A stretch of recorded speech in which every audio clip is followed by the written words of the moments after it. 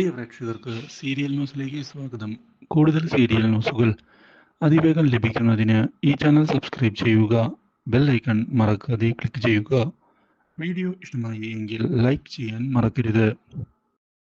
ഗീതുവിനെ ഞെട്ടിച്ചുകൊണ്ടുള്ള വഴിത്തിരിവുകൾ വന്ന് സംഭവിച്ചതിനെ തുടർന്ന് ഇനി എന്താണ് ചെയ്യേണ്ടത് എന്ന് ആലോചിക്കുകയാണ് ഗീതു.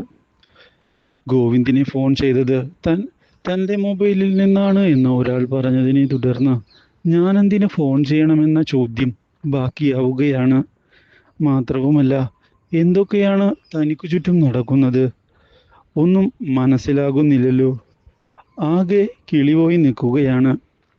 ഇതേ തുടർന്നാണ് അജാസ് വീട്ടിൽ ഘടിപ്പിച്ച CCTVയിലൂടെ കാര്യങ്ങൾ വീക്ഷിക്കുന്നതിനായി ഇപ്പോൾ തയ്യാറായിക്കൊണ്ട് മുന്നിലേക്ക് ഗോവിന്ദ് വരുന്നത്.